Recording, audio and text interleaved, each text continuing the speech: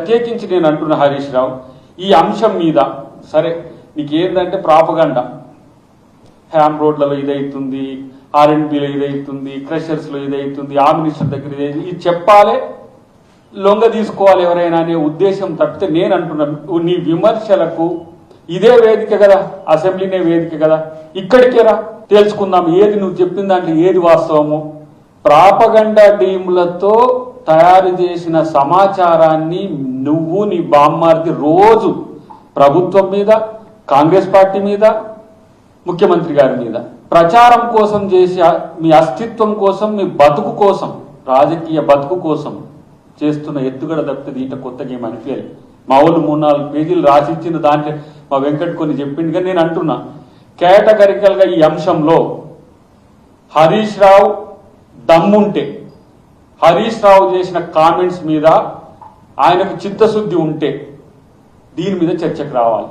అంటే మీలాంటి దరిద్రులు ఉన్నారని తెలిసినాక కూడా తప్పెట్లా చేస్తాం రా నాయన, మీరు లేని దగ్గరనే క్రియేట్ చేస్తారు. మీరు ఎట్లా తయారైన మీరు మూమెంట్ నుంచి అంటే బ్లాక్మెయిల్ అనేది మీకు ఒక ఏమనాలి దాన్ని కేర్ ఆఫ్ అడ్రస్, వీళ్ళే బ్రాండ్ అంబాసిడర్స్ అయ్యే అనుకుంటే కొడుకు అట్నే తయారైండు, వాళ్ళ అల్లుడు అట్నే తయారైండు, అక్క అట్నే తయారైంది. ఇప్పుడు కొత్తగా చిన్నగా టర్న్ తీసుకుంటుంది.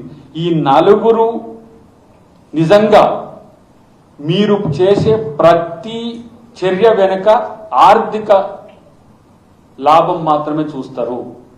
ఇప్పుడు దీంట్లో నేను అంటున్న ఈ టెండర్ల విషయంలో ఏ అంశం మీద ఇప్పుడు వాళ్ళు వేసిండ్రు, ఒక ఆయన 25% వేస్తాడు, ఒక ఆయన 30% వేస్తాడు, వాళ్ళ ఇష్టం. లేకపోతే ఒక ఆయన 5% వేస్తాడు, ఒక ఆయన 10% వేస్తాడు. ఫైనలైజ్ చేసేది అకార్డింగ్ టు నామ్స్ కదా.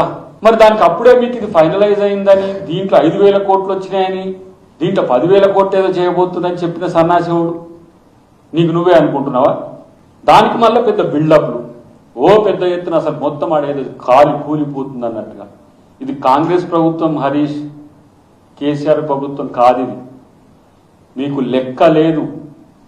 మీరు చేసిన పనులు బజార్ రౌడీలు ఉంటారు కదా, ఆకు రౌడీలు, ఎంతొస్తే అంత దోసుకొని పోయటానికి అట్లా చేసిన మీ ప్రభుత్వాల్లో. ఇక్కడ కాంగ్రెస్ ప్రభుత్వంలో అట్లా దాన్ని నడవదు. ప్రజలకు బాధ్యతగా జవాబుదారితనంగా ప్రభుత్వం ఉంటుంది.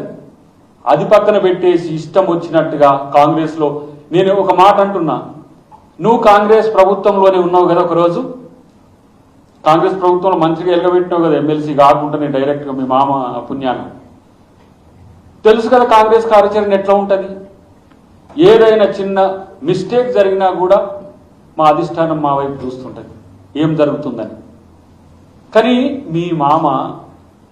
మీ మామ సీక్రెట్లన్నీ నీకు తెలియబట్టి పాప నిన్ను ఏమీ అనలేడు.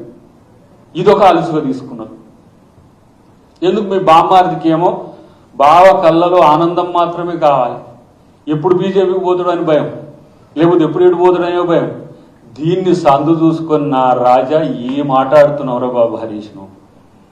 ఈ కథలు ఇంకెవరికి చెప్తారు మీరు తెలంగాణలో? అగ్గిపెట్టె దొరకని రాజు నువ్వు. కానీ నీది ప్రతి ఒక్కటి దగ్గర ఉంటుంది. నువ్వు చేసే ప్రతి చర్య వెనుక ప్రతి చర్య ఉంటుంది. నువ్వు చేసే ప్రతి పని వెనుక ఒక ఉద్దేశం ఉంటుంది. ఆ ఉద్దేశం వస్తూనే ఉంటుంది. నీ బాధితులు ఎవరో ప్రభుత్వానికి చెప్పరు, ఇంకెవరికి చెప్పరు అనుకుంటే నీ పిచ్చి ముచ్చటే అన్నట్టు, నీకేం అర్థం కావట్లేదు అన్నట్టు. కాబట్టి విపక్షంలో ఉన్నాం, ఇష్టం వచ్చినట్టు మాట్లాడతాం, ఏదైనా బట్టగాల్చి మీదేస్తామంటే తస్మాత్ జాగ్రత్త హరీష్.